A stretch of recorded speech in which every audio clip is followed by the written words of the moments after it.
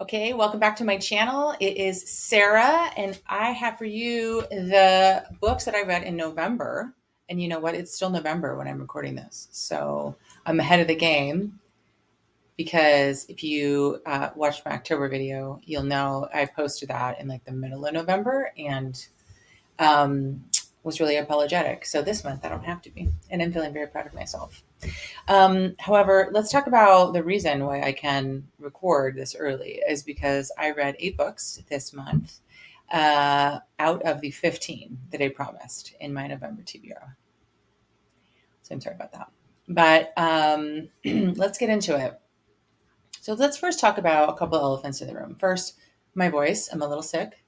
A toddler.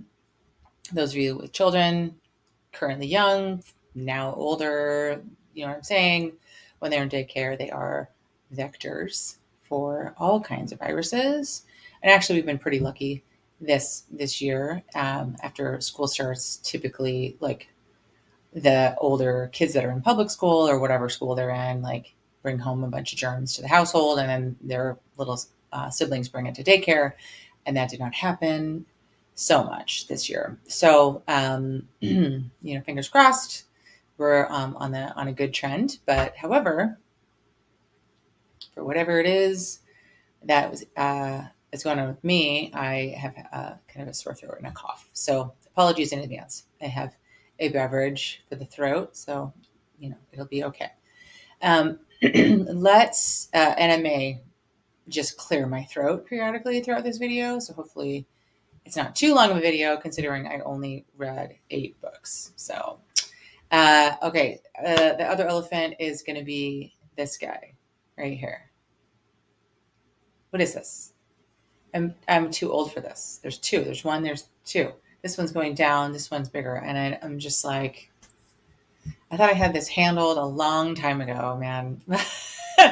Apparently, if you have problematic skin when you're younger, you have a different kind of problematic skin when you get older. So this is just, the first real drama of it all for women and probably men too. But anyway, let's get into it, shall we? So, okay, the books that I read this month, I feel like it was a good reading month. A couple of, not so bangers that I kind of read, and a couple of surprises as well.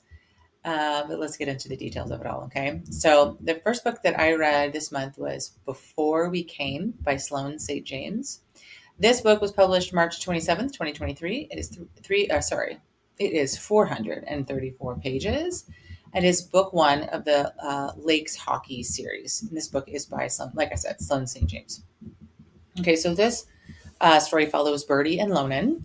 And Birdie and Lonan are actually childhood friends. And then something happens to Birdie and she disappears. Now, when the story opens, Birdie is dealing with her adoptive mother's funeral. She's living in Vancouver and having to go through all of her now deceased adoptive mother's belongings and just dealing with her feelings about it. And we do get some kind of, it's not really flashbacks, but we do get letters that Birdie finds, or journal entries, that Birdie finds while she's packing up her mother's things, like dated throughout the time that Birdie came to her. They kind of give us an insight into this person who has now passed, who was not a good person.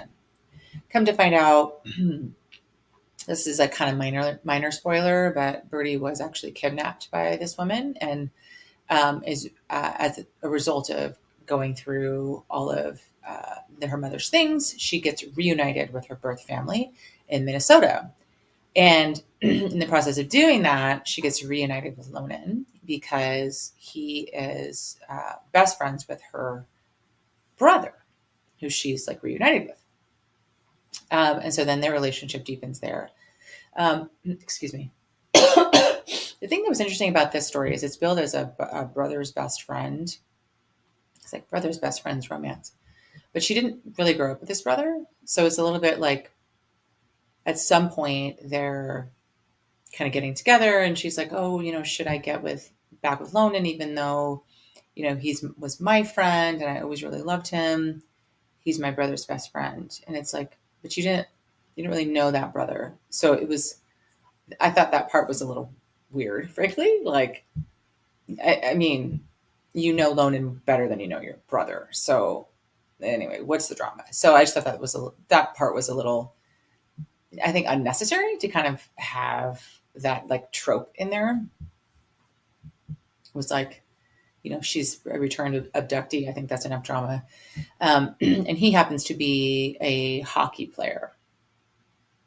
Like I said, this is part of the Lakes hockey series. So another hockey book, you guys. See my like October wrap up where I was like, oh, I read all these hockey books.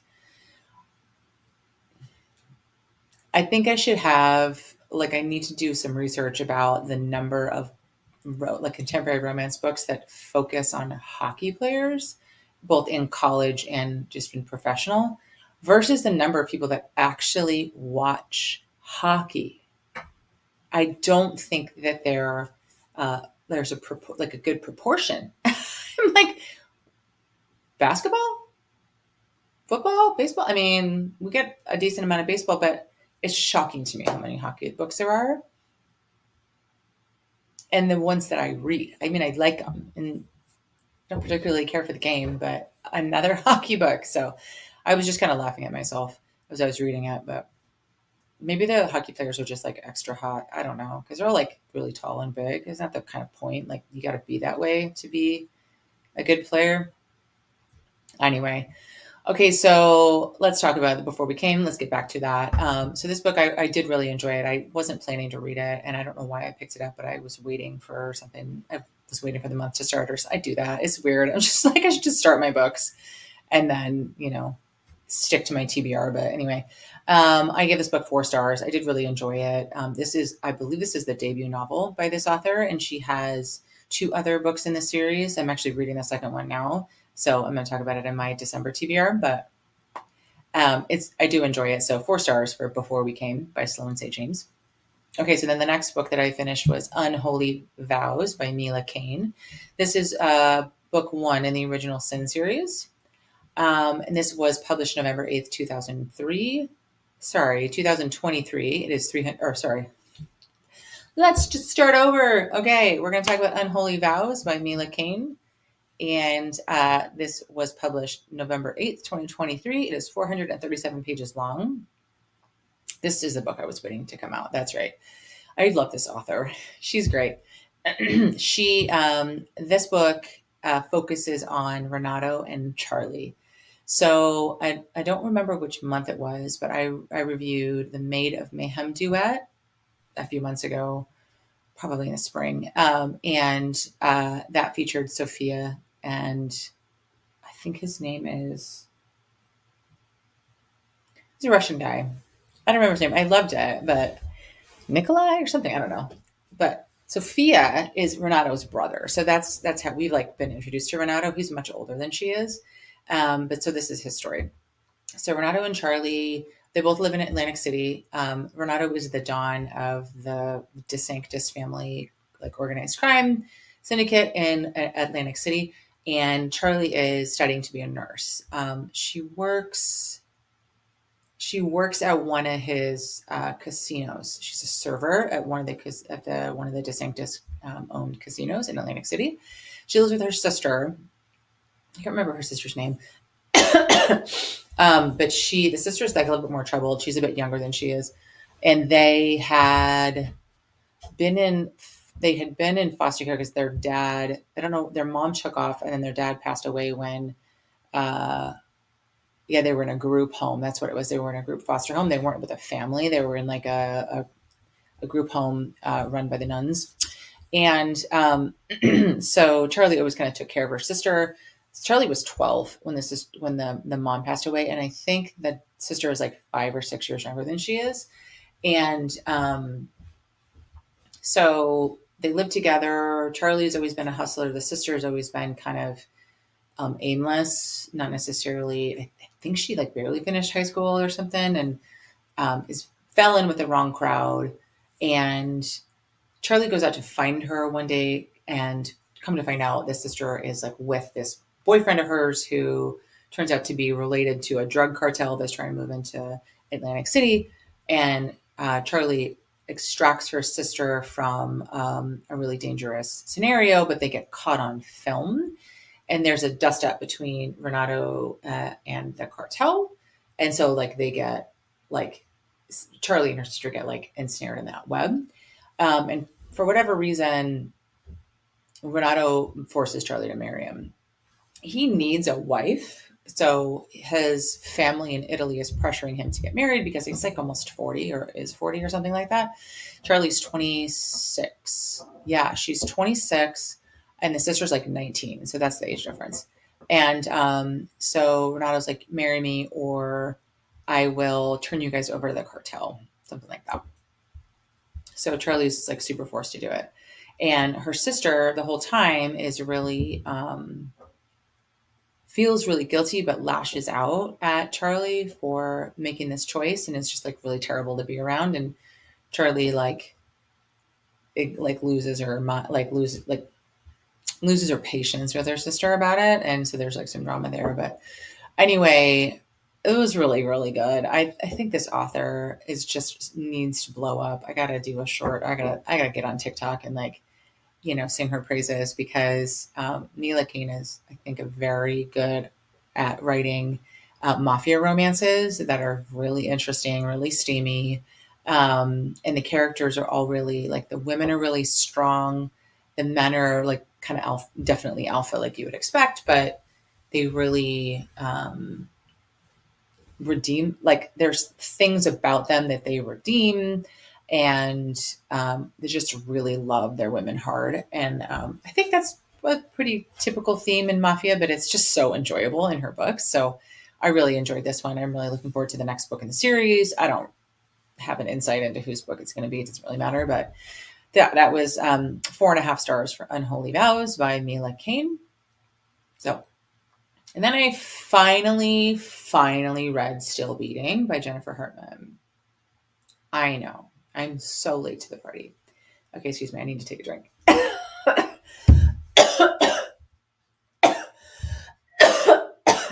Hopefully I can figure out how to edit this out. Let's have a drink, shall we? Okay.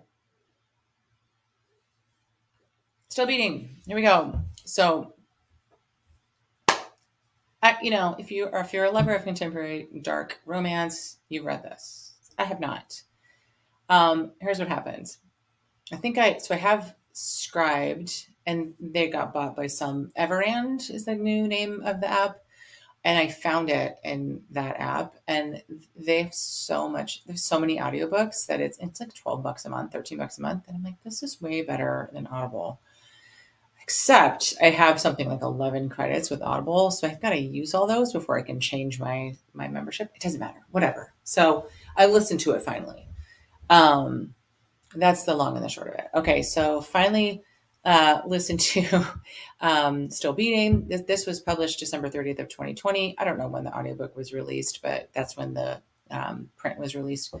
This book is 314 pages long. Follows Dean and Cora. So the story is that Dean and Cora are about to become, Dean is about to become Cora's brother-in-law because Dean is engaged to Cora's sister. And they're out for the sister's birthday party. I think they're turning 30. I think she's 30 or something like that. 31. Anyway, so Cora and Dean have always had this kind of relationship where they tease each other, they prank one another.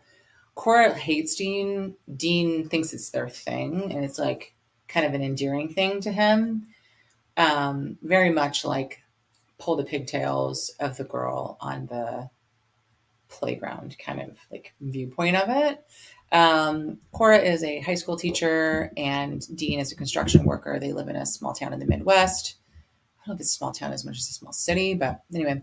So they're out at the bar. Dean and the sister, I don't remember the sister's name. It doesn't matter. I don't care. I didn't like her. And Cora stays there, ends up talking to some guy for a while, and then loses her purse and is like, shoot, she needs like I think she has her phone somehow, but loses her purse. So she needs a ride. She can't pay for a cab or an Uber. Back then, apparently, you needed your purse to pay for Uber, not just your freaking app. But anyway, um, so she calls Dean and she's like, I need a ride. So he comes to get her. Now, meanwhile, she's at the bar and she's standing outside because she's like hot and wants to get away from the guy that she was talking with inside of the bar. And some like really creepy, slimy, nasty looking guy comes up to her in the alleyway. And she's really creeped out by him. And at this time, Dean comes up and starts engaging with Cora. And the creepy, nasty guy is like, do you know each other? And they're like, no. And then Dean and Cora get in the car, drive away. And while they're driving, somebody smashes the window and is grabbing for Cora. And so basically they both get dragged out of the car and they wake up in the creepy guy's basement. So then unspeakable things happen to both of them in the basement, and they're there for almost 3 weeks. And when they're rescued, it's like through the process of them being in this basement, their relationship really changes. The guy that had kidnapped them was called the matchmaker. And what he does is he kidnaps people who have no kind of relationship and forces them to fall in love with one another. And then when they are like do fall in love is when he kills them, which is like the kind of MO for this serial killer. So that happens with Cora and Dean. They do fall in love and they have to deal with their old life when they come out. And so then the rest of the book is about them dealing with that and how they kind of come together. So it's very angsty. It's very emotional. I mean, this is really probably one of the best kind of off limits books I've written, or I didn't write this. One of the best off limits books that I've read, because it's kind of like you have new feelings, but the people in your life that you go back to don't. So they are not going to understand what you're dealing with. Only you two understand kind of what happened. The trauma can really, see beyond kind of who you used to be and, really kind of get you now. I think this one, there was definitely trauma bonding, but I think the author does a good job of demonstrating how it really is love. Because I think people are a little bit more aware of trauma bonds and kind of like, oh, that's not real love. But I think it was for them. And I think the author did a good job of kind of leaving me feeling like, oh yeah, these people love one another. Right. So 4.5 stars for this book. People be like, oh, it was so dark. I've read some really dark stuff. I didn't think it was like super dark. I mean, the content, of course, like I say, in all these books, check the content warnings, the trigger warnings. Definitely check the trigger warnings for this. It's about abduction and assault, right? So do that. But it wasn't as bad as I was expecting it to be. So yeah, 4.5 stars for Still Bleeding. Okay, then I read Watch Your Mouth by Kandi Steiner. This is book 2 in the Kings of the Ice series. This was published October 27th, 2023, and it is 407 pages long. So this book follows Jackson and Grace. Now, Jackson is best friends of Vince, who was the hero in Meet Your Match, which is book 1 in the series. And Grace is Vince's little sister. So we have a best friends, little sister trope. And we meet Grace in Meet Your Match, the first book. And then we meet Jackson too, of course. And so this book kind of picks up where book 1 ends, which is Grace comes to Vince's house in Orlando and is really upset. She's gone through a breakup. Jackson is immediately really wanting to comfort her and console her. And she takes him up on his offer. Excuse me.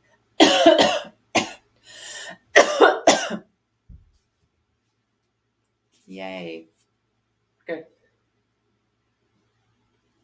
So she takes him up on the offer and she suggests a road trip. He thinks when she says a long drive, she doesn't mean multi-week road trip. He thinks they're going to go up the coast.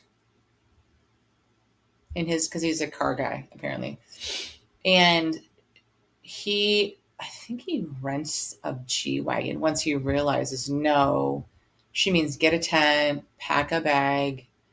And he's so taken with her that he agrees to it because they're in the off season and they don't have to come back to Orlando for camp for like, God, I think it's like almost 2 months or something.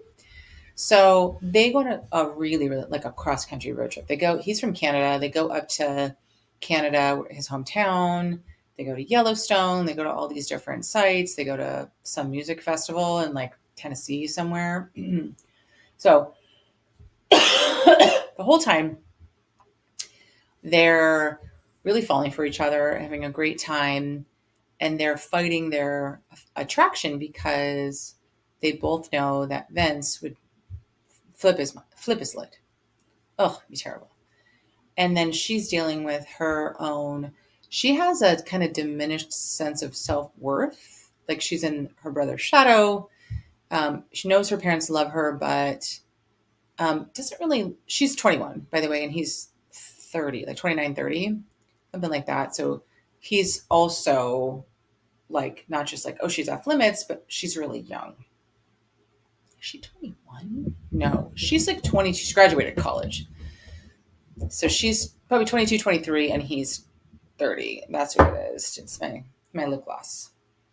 It's Morphe. Looks nice, right? Okay.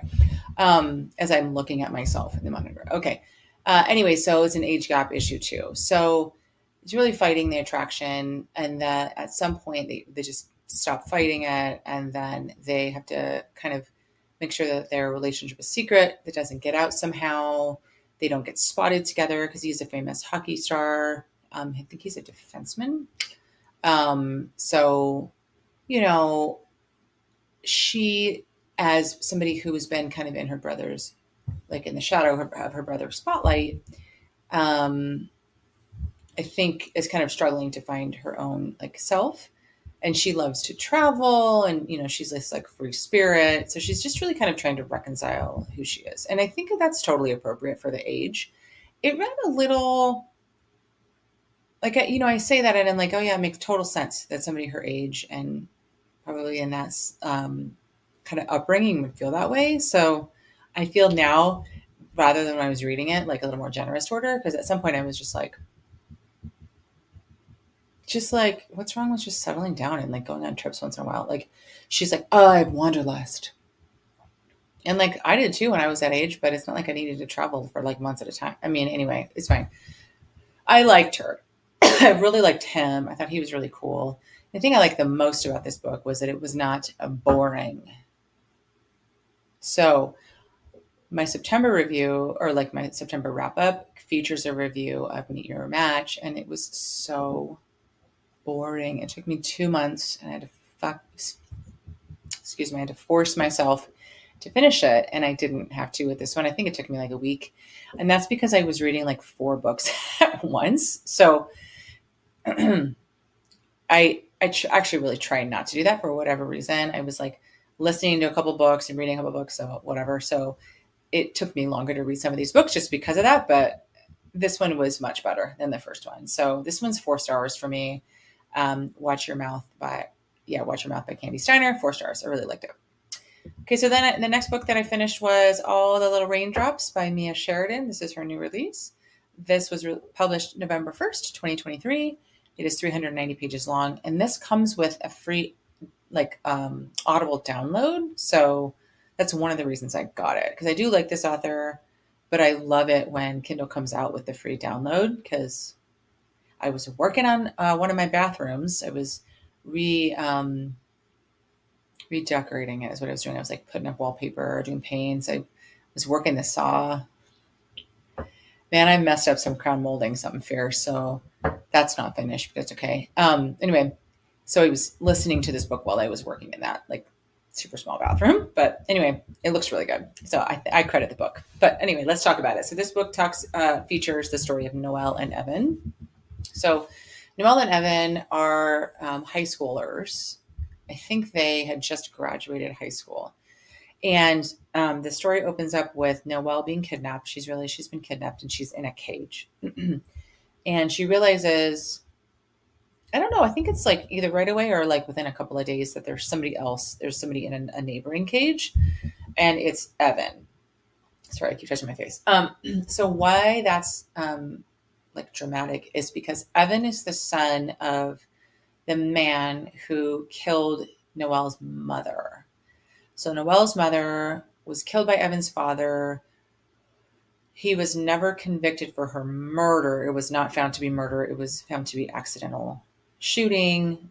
Noelle's father sued Evans. Yeah, so sued Evans. Noelle's father sued Evan's father for wrongful death. He lost that trial because Evan's father is a super wealthy guy, so he could throw the lawyers at him and make it go away. And Noelle's father has been, excuse me, kind of a shell of himself since then. So they are in the cages together, and they start out, they have this, very contentious relationship because she's really been trained over the last few years that Evan is the enemy. And same for Evan, like Noelle's the enemy, just because she's the enemy of the woman who, the story was that it was Noelle's mother was having an affair with Evan's father, and it was like some sort of jealousy, lover spat or something. And so there's kind of that tension too. But it comes to find out they are, like the reader finds out, they are actually kidnapped inside of a game where people bid on how they're gonna. It's not Squid Game. It's kind of like Squid Game. Did you guys watch Squid Game?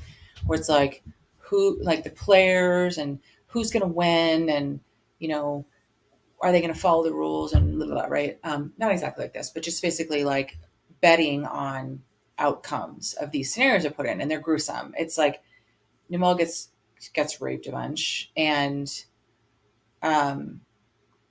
they're the like players are betting on whether he's gonna, like, she's gonna let him, sorry, I'm not explaining this. So it'll be like, come with me because you've been rented, or he loses a finger.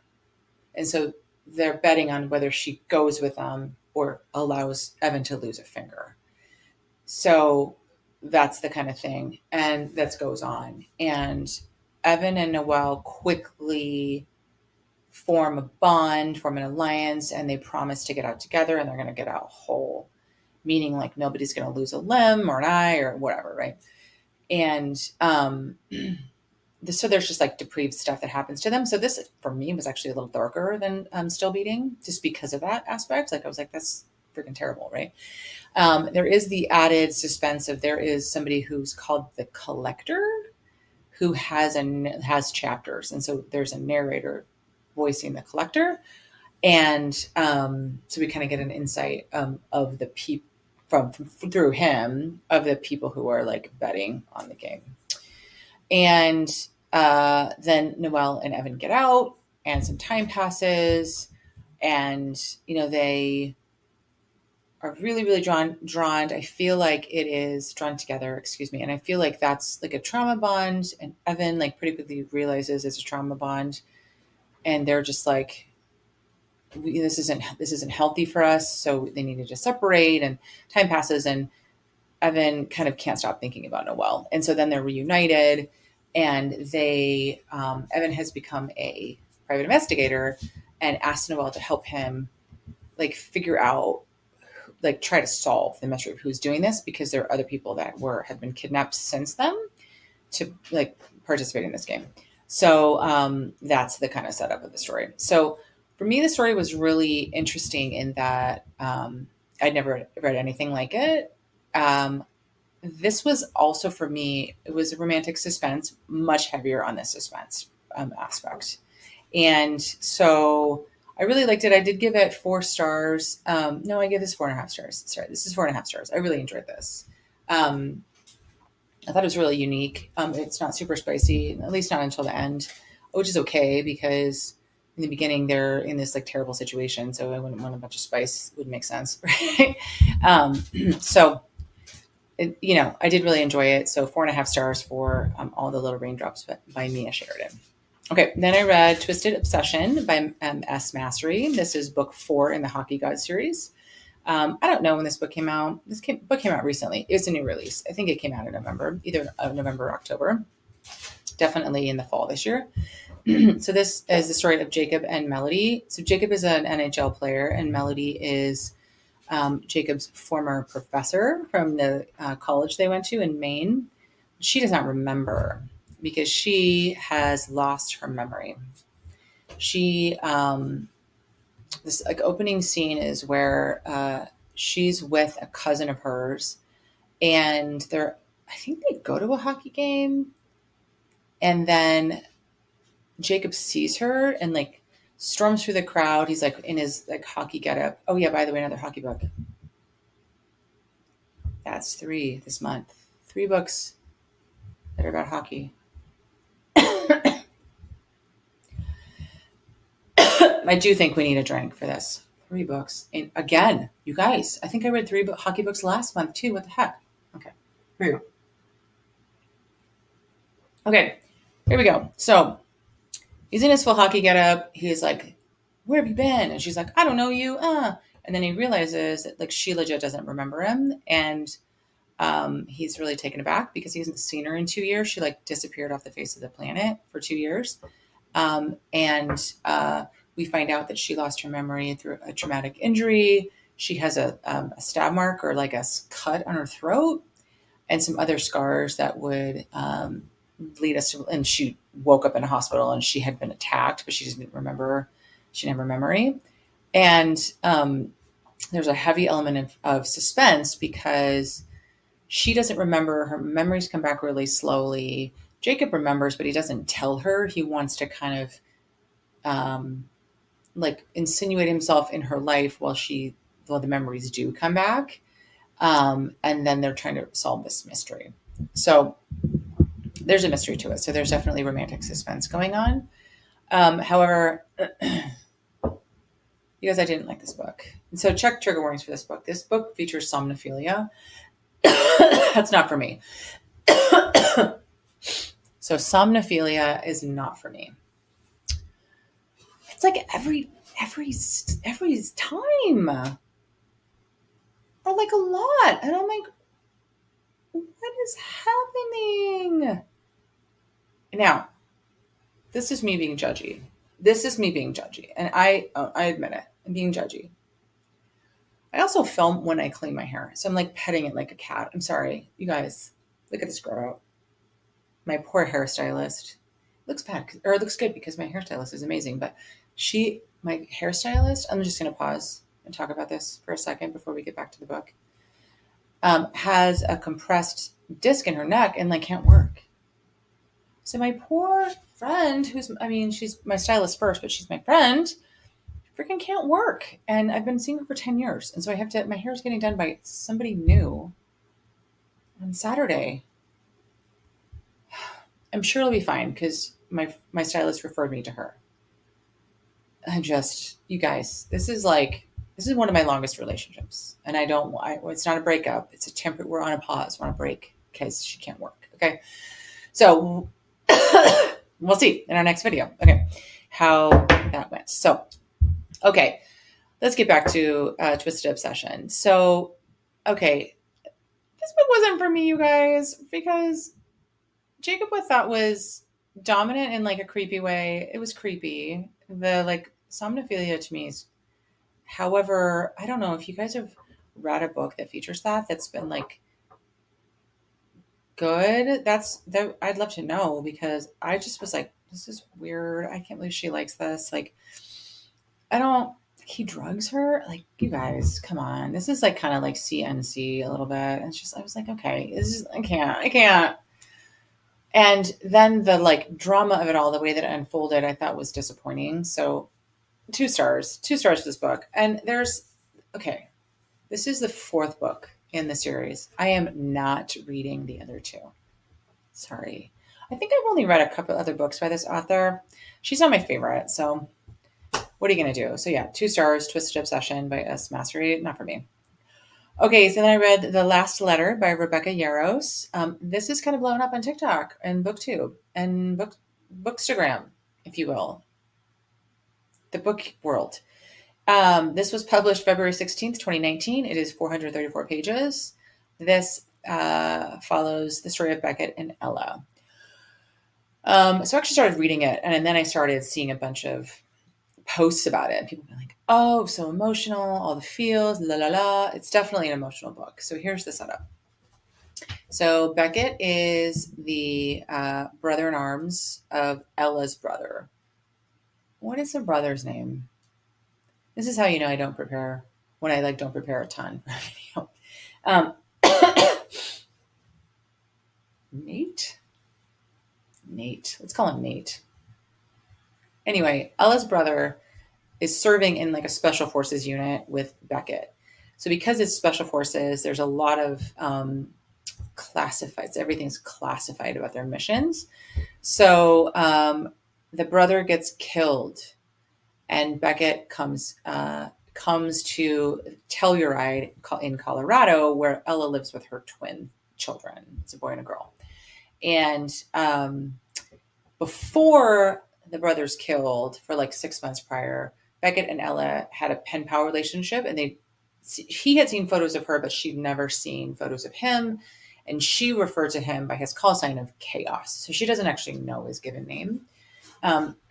So they form this relationship. They both really open up to one another, really find a deep connection through their letters. Excuse me. And so she's really has feelings for Chaos, and Beckett has feelings for her because he knows it's her.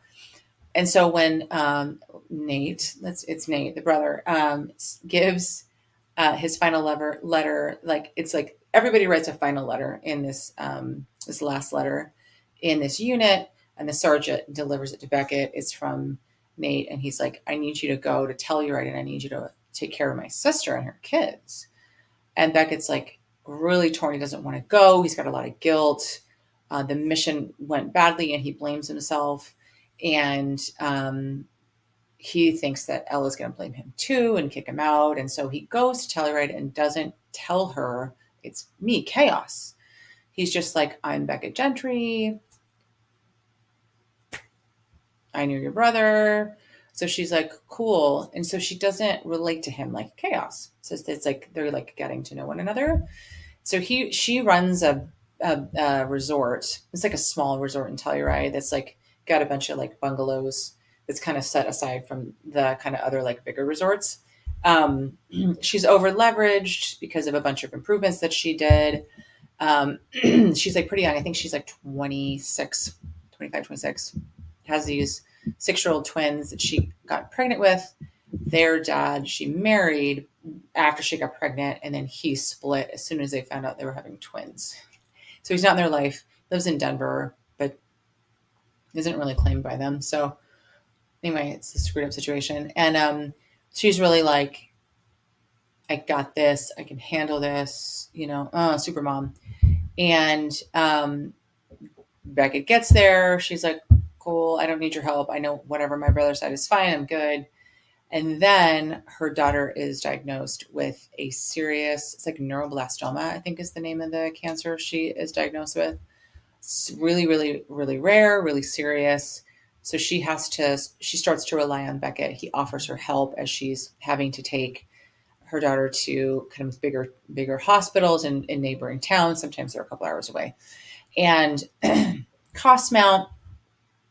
So Beckett comes up with the idea of getting married so that the kids he comes up with the idea of getting married so that the kids can be on his army insurance.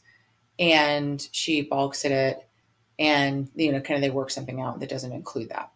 So it's a little spoilery, but that's as much as I'll say. So this was very emotional. It was. I thought it was good. I really like this author's writing. She does write an emotional story, and I could see this being made not a Hallmark movie. That's way too fluff. Just a movie. I think this could be made into a movie. I did not like the ending. I didn't like it at all. No, this is The ending is why it's like, oh, super emotional. Check trigger warnings for sure. And I'm not going to tell you the trigger warnings because it's a spoiler. So I'm not going to do that, but definitely check trigger warnings. And I didn't like it. I didn't think it was necessary. So I'm giving this book 3 stars just because it kind of pissed me off, the ending. So that's The Last Letter by Rebecca Yarros. Now, I will probably read another book of hers. I read In the Likely Event earlier this year, which is, I think, before Iron Flame. I think it came out after The Fourth Wing. So it's more along the lines of The Last Letter, like a military romance, second chance. Very good. So I like the author. I just didn't like the story. So, okay. Okay. So then finally, last book for November was Love Redesigned by Lauren Asher. This book came out November 7th, 2023. It is 530 pages long. This was not a switcheroo in the page count on the Kindle version like I had with Caught Up by Liz Tomford. Thankfully. So this book follows Julian and Dahlia. They're both Latinos, but they are from Lake Wisteria, Wisconsin. So I don't know if that's a real place, but it's an idyllic lake town in Wisconsin. So I'm going to call him Julian because I'm an English speaker. He is the owner of Lopez Luxury, which is a luxury development, housing development company. And Dahlia is an interior designer, and she has become famous over, I think it's like 4 years of an HGTV style home renovation show that she did with her ex-fiance. So book opens up with Dahlia coming back to Lake Wisteria, leaving San Francisco because her fiance dumped her because she has some sort of recessive gene that would really it wouldn't be wise to try to have children. So the ex-fiance comes from a bunch of money. There's a bunch of stipulations in the family around, she had to get genetic testing and health testing, and that's how they found this out. So he dumped her after this. So they're planning a wedding and everything. Excuse me. This is a fun video. So they were planning a window, or they were planning a wedding. They were planning a wedding, and get these results, these test results. He dumps her, so she's heartbroken.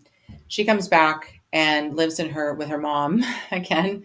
No, she's wealthy. She's not as wealthy as Julian, but she is just living with her mom because she's really depressed and just kind of needs to be in her mom's loving embrace. So we get to meet her mom, her sister, and then Julian's mom and Dahlia's mom are childhood friends. They both came to Wisconsin from Mexico. And so the family, they grew up together.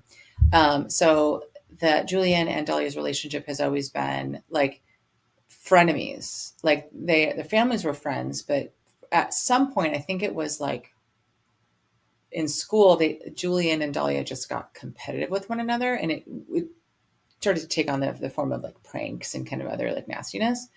And then they went to Stanford together, and their freshman year, they ended up becoming friends and were about to perhaps confess feelings for one another. And then Julian's father passed away and he had to leave Stanford. So they're dealing with all of that past and kind of getting to know each other as they are now as adults. And it was interesting. It was a really interesting kind of character study. I did like both of them. I thought Dahlia was a little ridiculous. She was really competitive. And personally, I wouldn't want to date somebody like that or be in a serious relationship like that. Just some of the teasing was just I was girl, it's not cute. But Julian thought it was cute. So I'm okay. But I did really like it. I really liked the kind of the family was all really interesting. The setting was interesting. I'm somebody who likes home renovation, so I appreciated that kind of setting. Oh, and they're renovating a founder's house, which is this like historic home on the lakeshore that is rumored to be haunted and has this like romantic story. So it's kind of like a backdrop for them to kind of work together and like get connected to their feelings and kind of get their heads out of their what's. So I gave this book, I gave it 4 stars. I did really like it. I like this author's writing. It was a little long. I read it fast. But again, there were some parts of it that were a little annoying.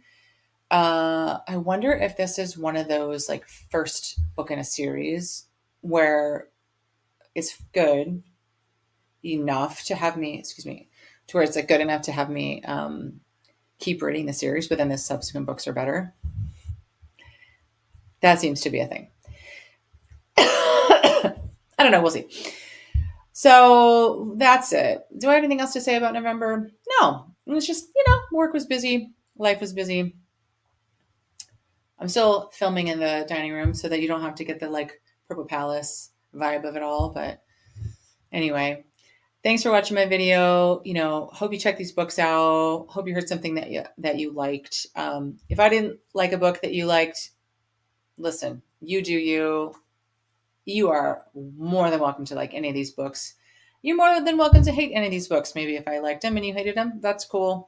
Leave me a comment. We'd love to hear your thoughts. We'd love to hear any suggestions about books you'd like me to recommend. And until next time, have a wonderful day.